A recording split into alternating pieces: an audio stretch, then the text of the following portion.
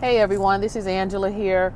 I have not posted in a while to the Failing Successfully channel because just life, and also those of you all who subscribe to this channel, I know that you also, many of you may subscribe to the Down Home Realtor channel, which is part of my job and my career as far as with real estate. But I wanted to tell you all how the impact of what happened at the Capitol, how it impacted my children. I have an 8-year-old and a 12-year-old, and then a son. I say, well, he's a stepson, but there's no such thing as a stepson when it comes to him. I love and adore him as if he were my own, but he's an adult. But anyway, my two girls, everything that was played out, they saw it, we talked about it. And later on that day, when I took my girls to Home Depot, and while in Home Depot, we kept seeing, and again, we're down here in the South, and my girls kept seeing people, particularly whenever they would see a Caucasian person with an American flag mask on, or American flag t-shirt that had a picture of the flag on it. My daughter, particularly the 8-year-old, said to me, "Mom, are they Trump supporters?" And I said, "Well, why would you say that? Did they have a shirt on? Did they have on a mask that said Trump?" And she said, "No, but they had the flag." And I said, "That's a shame." Truthfully, I said to myself, that's a damn shame, because of the images that they have seen, particularly the 8-year-old, in her life since she can remember. Her first 4 years was with the Obama administration. But she was very young, so she probably didn't remember anything. But when she saw the flag as she got older, from age 5 to now, many times when the flag is being seen, and particularly here in the South, she sees the flag, the American flag, then she sees the Confederate flag, and then she sees a cross, which is such a dichotomy, right? So with the Confederate flag and the cross, not the American flag. So I said, "No, honey." I said, "I don't know if they are Trump supporters, but that flag does not symbolize what you saw on TV at the Capitol." I said, "Now, your daddy is a veteran." I said, "You have uncles, you have had aunts, you have people in your family in generations. You have had great aunts and uncles. You've had great grandparents who have been in the military. For us, that flag will not and does not ever mean hate. To me," and I said, "to you, baby, I want it to symbolize pride and heritage." You understand? Now, it's sad though that it's like she really was almost as if every time she saw it, "Mom, is that a Trumpster? Is that a Trumpster?" So it really burns me up, and I'm trying to choose my words, because it's funny, as a real estate broker or anyone who's professional, we are told you should not post your feelings on social media. You gotta be very careful because people, it could interfere with your business, blah, blah, blah. And I tell you, it really, when it happened the other day at the Capitol, I felt two ways. One was that I was not surprised, because when people would say, "No, this isn't America. We don't do this in America." No, yes, this is America. This is what America was founded on. Domestic terrorism. Anytime you can go to another continent and enslave and bring people back and treat them as if they are chattel, and separate the mother from the child and the husband from the wife and the children from the parents. No, that's what happened in America. So the mob mentality to go in and take and to destroy, that is America. But I believe that God is allowing people, particularly the white Americans who are not woke, as we say, to see that, no, you may not have enslaved people. You may not have committed complete genocide, or you may not have stolen land from Native Americans, but in your generational DNA, that happened. And so, as you saw the other day at the Capitol, so it has been in America. So this is time for an awakening for you all. This is a time, first of all, of a repentance. It's a time to recognize that this is an original sin of America. This is nothing new. For those of you all who were surprised I'm like, why are you surprised? But then it hit me, wait a minute, this is new to them. Because when privilege is something that's a privilege to you, oppression, you can't even recognize it. Yeah? So again, I was like, should I post how I feel? Should I post the images? If you go on my Facebook page, you'll see certain images of protests back during between 1930s and 1960s, when African Americans, when black people were protesting for something real, like pursuit of life, liberty, pursuit of happiness, just to be able to drink at a darn water fountain and sit in a movie theater on the level with everyone else and not sit in the back, or be allowed to just be seen as more than just chattel. Those people who died and fought and protested never desecrated the Capitol, never hung images that were against other cultures and races, the white race. We never did that. And we were fighting, my forefathers were fighting for life. Think about it. You know what? It was funny because people were talking about how scared the senators and the politicians were in there when those domestic terrorists came in. Think how afraid black people have been when the Klan was out front of their house burning crosses, or when they walked outside and saw their husband hanging from a tree with his genitals cut off and him sodomized. See, this is not nothing that's taught in the history books, and that's a shame. And shame on America for not teaching it in the history books. So what really happened? How terrified is it for a mother, a slave mother, where their child was ripped from them? Let me teach you all something about New Year's and why on the plantations. And you can look this up. On New Year's, between Christmas and New Year's, it was really a stressful time for the slaves. During that time, they called it heartbreak time, or they call it hiring day. It was a time when the white slave masters would prepare to settle debts for the new year. And so many times, to settle those debts, they would sell off slaves, thus separating families, or they would lend slaves to another plantation. And in many of those cases, remember, very rarely would you ever see your family member again. We didn't have GPS. They didn't have cell phones.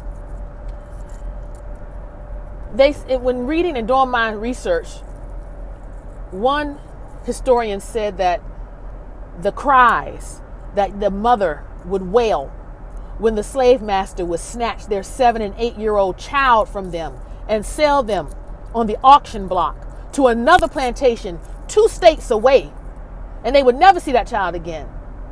Now that's terror. Yes, what happened in the Capitol was bad, and it was scary, I'm sure. But have you ever had your child ripped from you, from your bosom? Okay, some of you all may not understand that. Some of you all might say, well, Angela, we're not in slavery. Let me ask you this. Have you ever had something happen to you so detrimental till it impacted your DNA, your body, your makeup, your cellular, to the cellular level in your body? That's called trauma. And if you've ever been raped, if you've ever been molested, if you've ever been kidnapped, if you've ever been held at gunpoint or robbed, if you've ever been, something traumatic has happened to you, it alters you. And then in a spiritual realm, it can transfer from generations to generations. All my deep evangelical white Christians who pro-Trump supporters, and you should get this on the spiritual level, because some of y'all are just so deep. So don't say to me, you should not feel this type of anger or hurt or disdain or the effects of slavery when you were yourself not enslaved. That's a lie. That's not true. Okay, I'm going to pull you up from slavery then, all right? Let's come up then. Let's go from that to Jim Crow. Let's go from the Jim Crow era let's go to the Civil Rights era. Let's go to the housing. Do you understand in fair housing, and the Fair Housing Act came about, the government, and this was during a time, of course, where segregation was running wild. The government told builders that, hey, you can build in certain areas. However, and we'll loan you the money to do it. But we will not do that if you allow or you build for black people. You don't see that in history books. You don't see that. That's why the certain acts and amendments had to be added to make a difference, to make a change because of that. In many cities, there was redlining, where banks they would draw a literal red line around a certain area where they would not allow or lend money, or they saw it as too risky because it was black people. You know what? This is the time now for repentance. And true repentance is to acknowledge your sin, even though you weren't a part of it. Acknowledge it and then turn away from it. I don't know about you, but if you've ever been in a bad relationship, I tell you what, I'm going to give you a great example. When I was 18, I met this young man. I'm not going to give you his name. I'm going to just call him M. And I was in love with M. You hear what I'm saying? I thought I was going to marry him. I loved him. We were together for 2 years. It didn't work out. I'm not even going to say it didn't work out. He dumped me. He just stopped talking to me. And he never gave me a reason why he stopped. He just lost communication. He just stopped contacting me. I was in undergrad at Penn State. He was away, a few southern states away from me. And he just stopped calling, writing, all of that. And this was back in the late 80s. So we didn't have the phones and all that stuff like we do now. So it was letters. It was the regular telephone we had to contact. And it devastated me.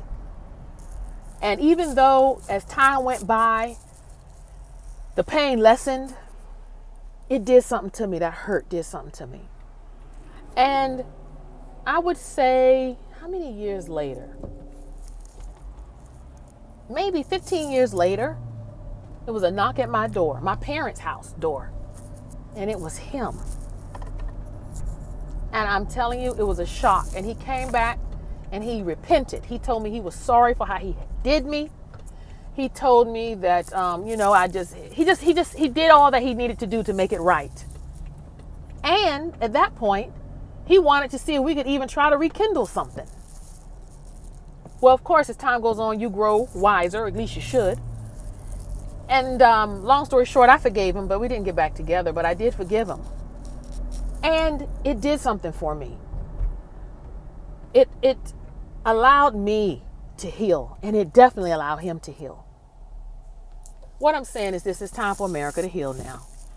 See, when Black Lives Matter and the Civil Rights Movement and when George Floyd and Breonna Taylor and other people were dying and we were protesting and telling you all, white America, we were telling you that this is a problem, that this is wrong, and that something needs to change, it didn't seem to resonate, right?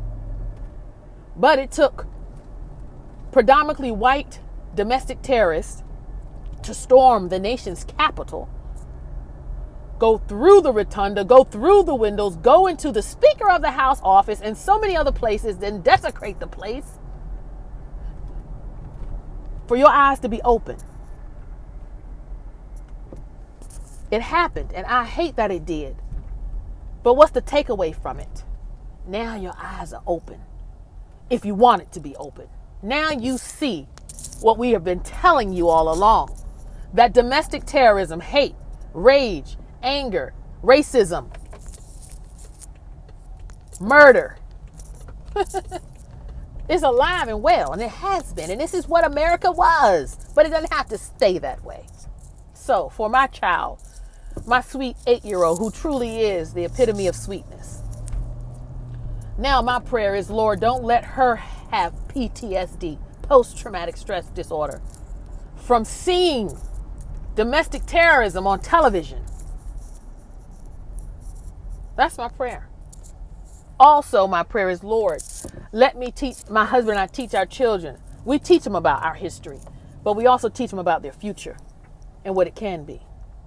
So, if I have offended you, white people, from what I'm saying, this is my heart. I don't hate you. I don't hate any white people. I hate the sin of hatred. I hate the sin of bigotry. I hate when black people hate. I hate when Native Americans hate. I hate when Latinos hate. But one thing I cannot tolerate is walking through life blinded when the truth is written on the wall. So I just pray for you all. I pray for your children. I pray that your kids, if this has impacted them, that you continue to talk with them and let them know that even though this bad thing has happened, that not everyone is bad. I do not want my children to think that all white people are domestic terrorists, because that is truly not the case. And I will not teach that to my children.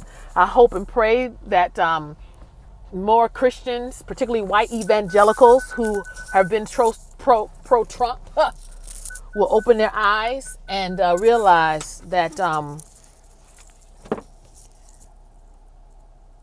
true repentance is recognizing your sin and turn away from it. And it's time for America to do that. God bless you and God bless America.